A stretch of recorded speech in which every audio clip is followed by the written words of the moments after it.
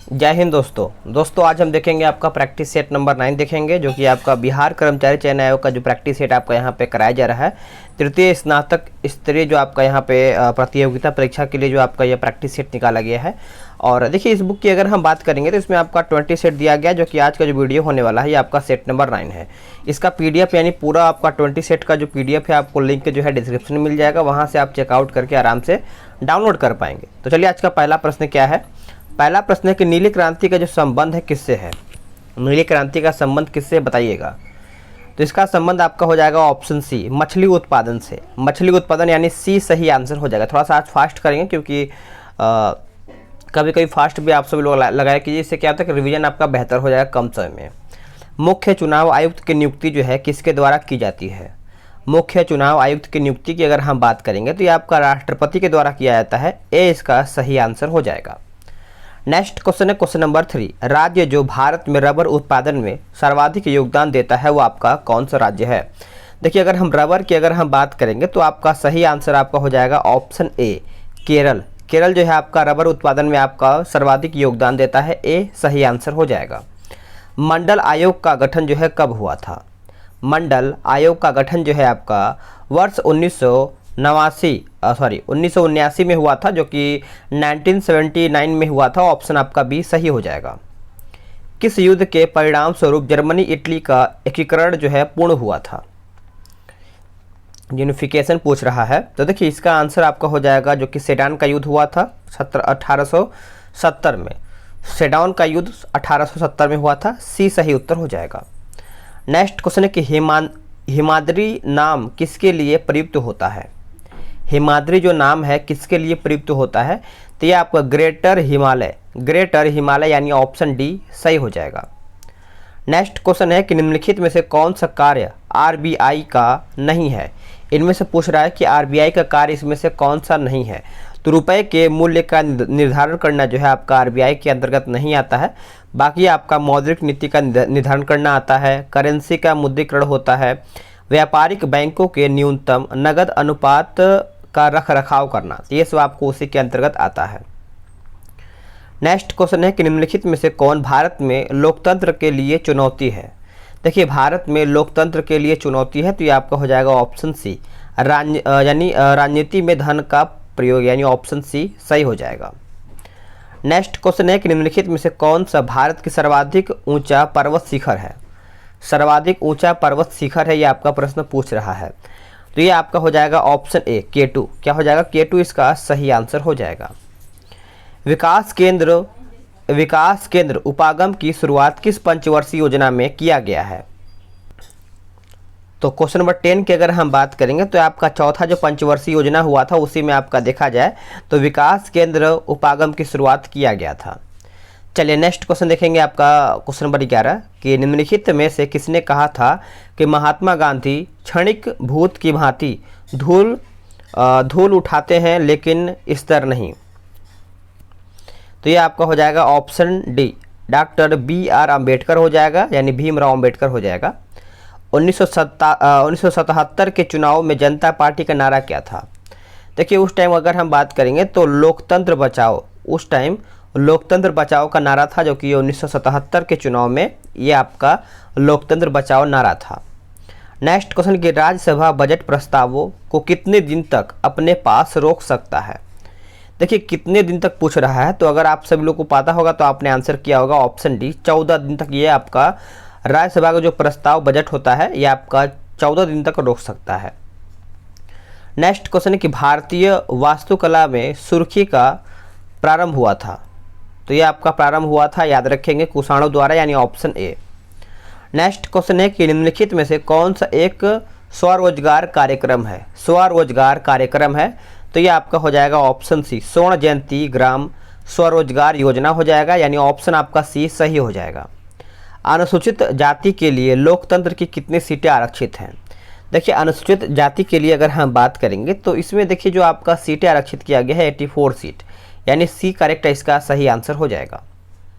भारत में कृषिजन्य पदार्थों हेतु दिया जाने वाला श्रेणी मापदंड क्या है। चलिए बताइएगा। तो देखिए इसका सही आंसर आपका हो जाएगा ऑप्शन ए, एक मार्क हो जाएगा। क्या हो जाएगा? एक मार्क इसका करेक्ट आंसर हो जाएगा। भारतीय संविधान में मूल रूप से कितने मौलिक अधिकार प्रदान किए गए थे? कितने मौलिक अधिकार जो है प्रदान किए गए थे? देखिए 7 किए गए थे, आपको याद ही होगा। ऑप्शन आपका ए हो जाएगा।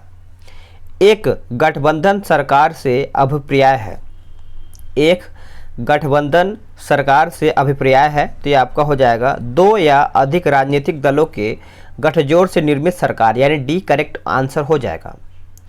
नेक्स्ट क्वेश्चन, सूचना का अधिकार एक कानून है जो लोगों को अनुमति प्रदान करता है। लोगों को अनुमति प्रदान करता है, सरकार क्या कर रही है यही आपका अनुमति प्रदान करता है। नेक्स्ट क्वेश्चन देखते हैं कि बिहार के इतिहास पर प्रथम ग्रंथ के रचनाकार कौन थे? तो ये कौन थे? तो आपका अली मोहम्मद शाह अजीमाबादी हो जाएगा, यानी डी सही आंसर हो जाएगा। कृषि उपजों के चलिए, तो इसका देखिए सही आंसर आपका 22 का हो जाएगा, CACP द्वारा हो जाएगा, यानी ए इसका सही आंसर हो जाएगा।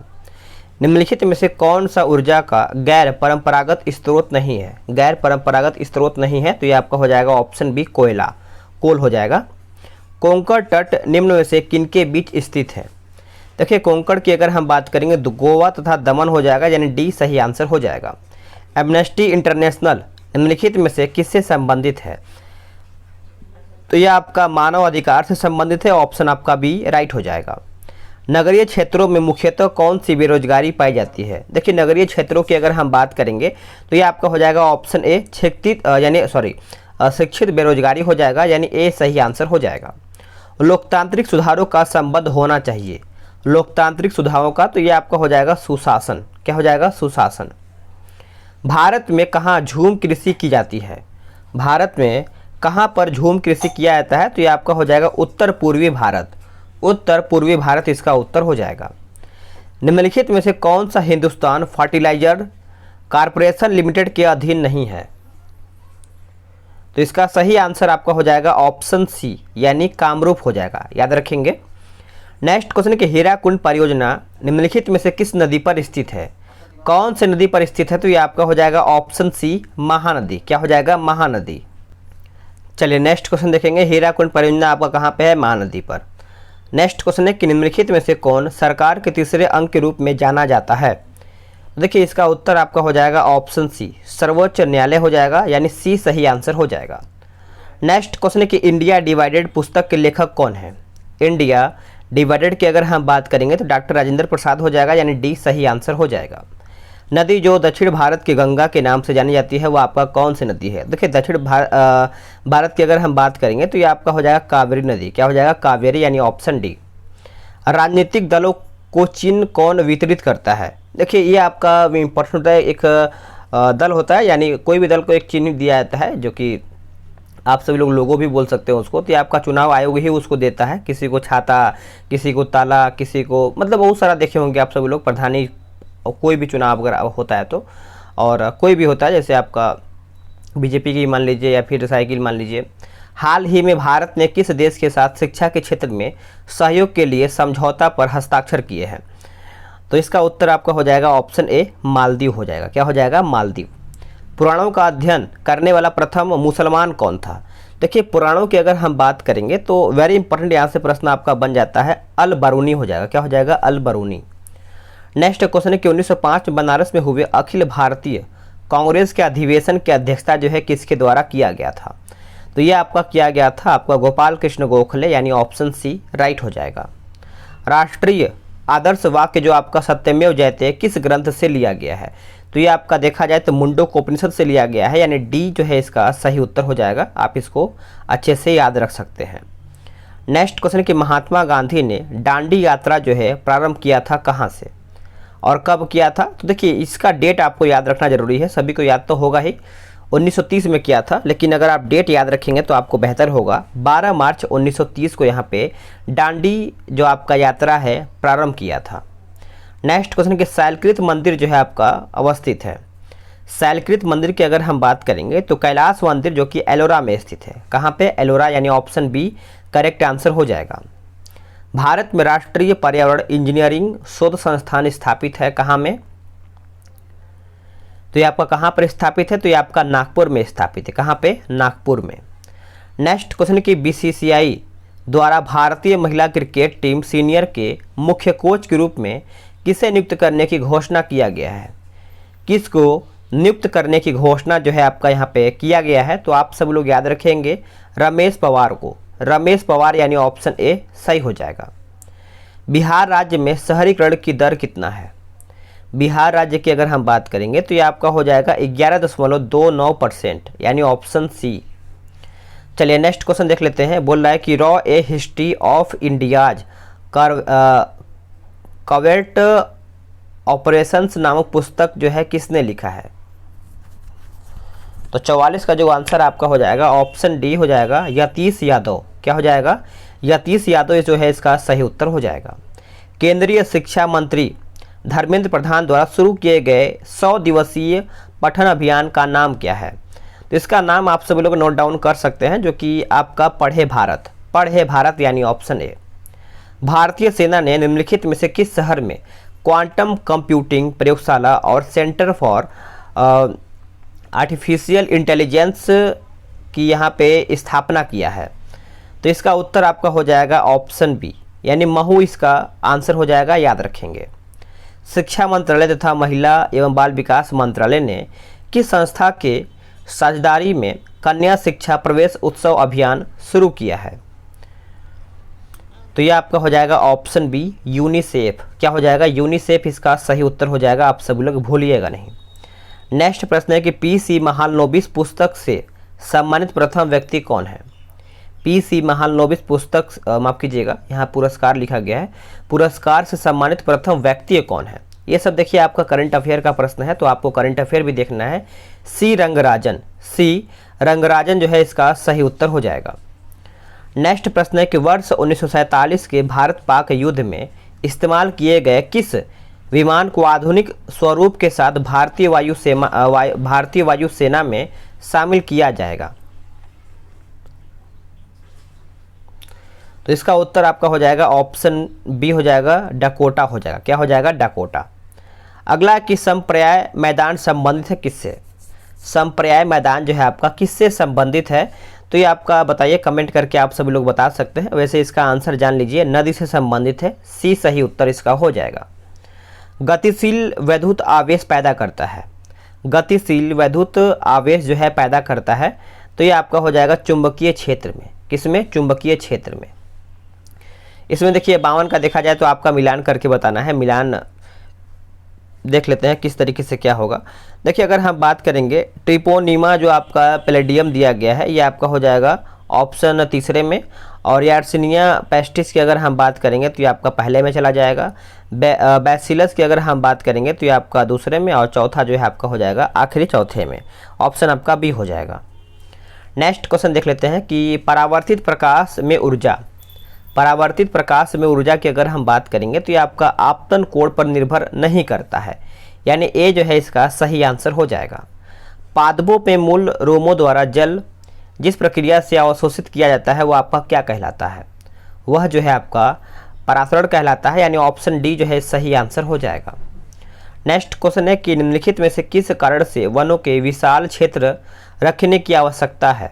विशाल क्षेत्र रखने की आवश्यकता है, तो ये आपका हो जाएगा भूवैज्ञानिक संतुलन के लिए। भूवैज्ञानिक संतुलन यानी ऑप्शन डी। वनस्पति तेलों को संतृप्त वसाओं में परिवर्तित करने के लिए किस गैस का प्रयोग किया जाता है? कौन से गैस का प्रयोग किया जाता है? तो ये आपका हो जाएगा ऑप्शन ए H2 का। आप सब लोग याद रखेंगे, ए सही आंसर हो जाएगा। यदि निर्वात में प्रकाश का वेग c हो तो 1.5 पदार्थ वाले माध्यम में प्रकाश का वेग क्या होगा? तो इसका प्रकाश का वेग पूछ रहा है, तो आपका 2/3 आप याद रखेंगे। ब्लीचिंग पाउडर का रासायनिक नाम क्या है? सभी को पता है कि ब्लीचिंग पाउडर के रासायनिक नाम की अगर हम बात करेंगे तो कैल्शियम हाइपोक्लोराइट हो जाएगा, जो कि ऑप्शन आपका बी सही हो जाएगा। प्रकाश किरण पुंज जो अत्यंत दिशिक हो वो क्या कहलाती है? वह जो है क्या कहलाता है? तो आपका लेजर कहलाता है, यानी डी सही आंसर हो जाएगा। निम्नलिखित में से कौन द्वितीय प्रदूषक है? सेकंड प्रदूषण, यहाँ पे पॉल्यूशन के बारे में पूछ रहा है, तो ये आपका हो जाएगा ऑप्शन ए स्मॉग। स्मॉग इसका उत्तर हो जाएगा। नेक्स्ट क्वेश्चन के दूध को मथने से क्रीम के अलग हो जाने का कारण क्या है? यानी किस बल के कारण? तो ये देखा जाए तो आपका हो जाएगा अपकेंद्रीय बल हो जाएगा, यानी बी सही इसका उत्तर हो जाएगा।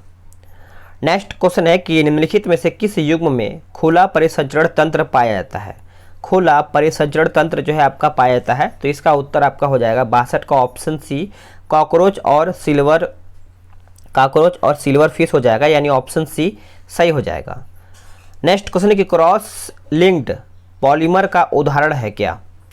क्रॉस लिंक्ड पॉलीमर का एक उदाहरण है, तो ये आपका हो जाएगा ऑप्शन डी बैकेलाइट। बैकेलाइट यानी ऑप्शन डी सही हो जाएगा।